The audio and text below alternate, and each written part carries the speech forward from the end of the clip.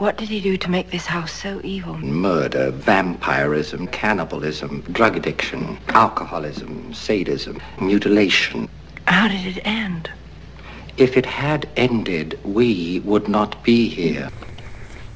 And one of my favorite stories doing brickwork is, chiseling a hole in the house one day.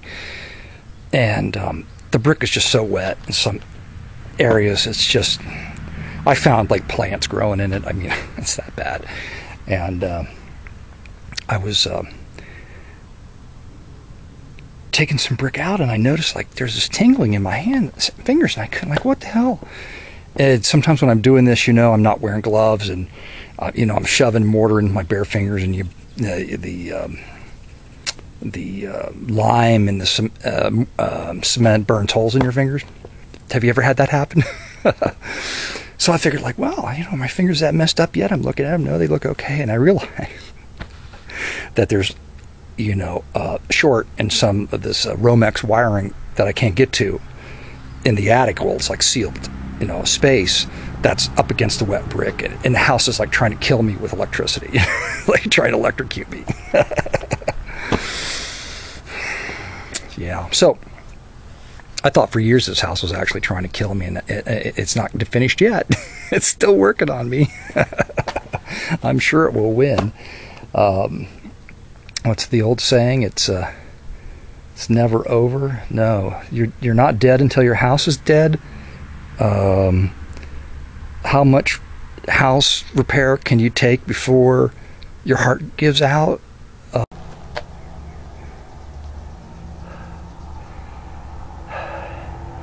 And right at the top of this ladder, I don't think you can see, I don't know, sort of at the top, I always call these things parapets. I don't know exactly what they are. Anyone out there could tell me what part of a Spanish or Mexican type architecture these guys have been called? Had a couple of bike riders come by the house one day, and one bike rider, these bikes that you pedal, looked at the house and said, "Hey, that looks like an old fort." So I don't know what you call those things. But anyway, I'm getting ready to chisel a brick out up there. And I'm so sun-stroked now, I don't even remember what I was going to say. What was I going to say? What does it matter? I don't know. Oh, that's right. It was worth it. One of my favorite stories. Years ago when I tuck pointed the chimney, because about halfway down the mortar was pretty shot, especially in the middle. I got a ladder, I got up there, and I, poked around with screwdrivers and whatever I could to get the loose mortar out. So they had to refill it. Well, this is how stupid I was.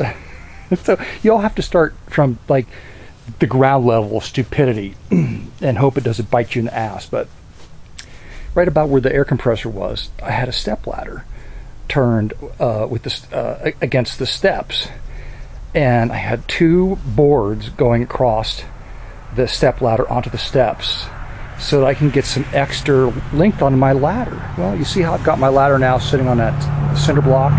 Well, I didn't have a ladder tall enough to get to the top of it, so instead of going out and buying a ladder and doing it the proper way, you could see the mechanical advantage that fate had by putting a ladder on top of boards on a ladder turned sideways instead of even against the house.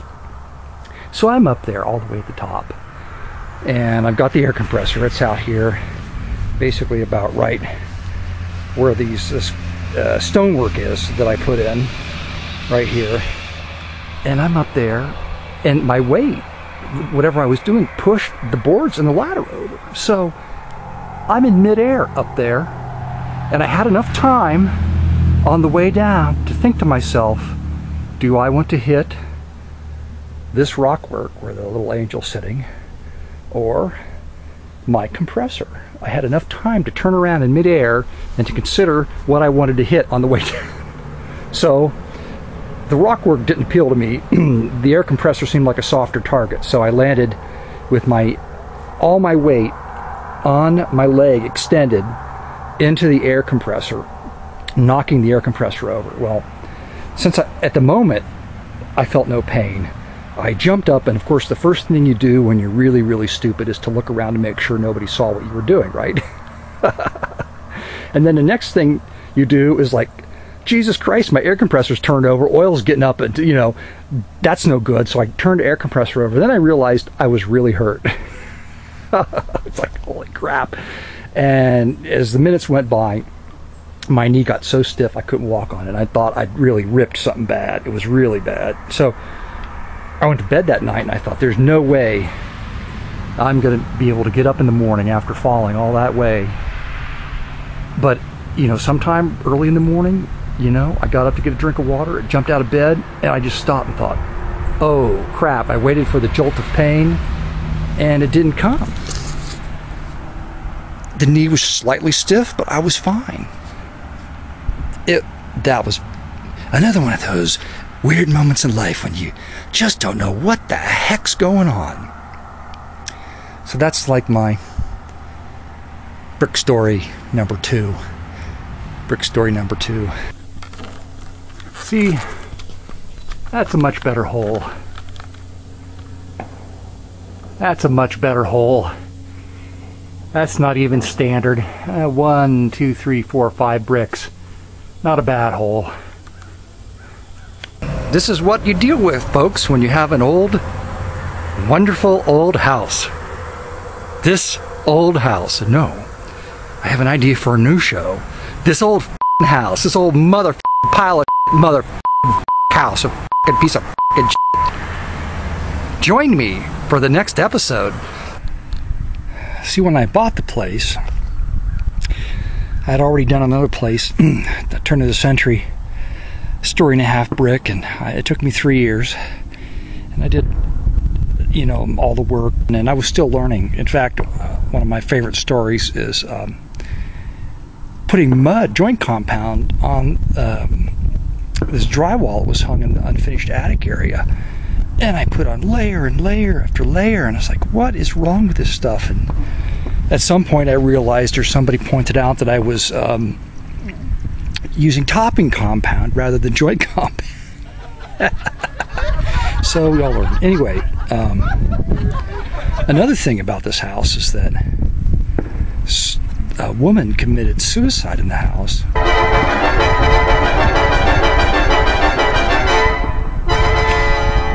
That's right.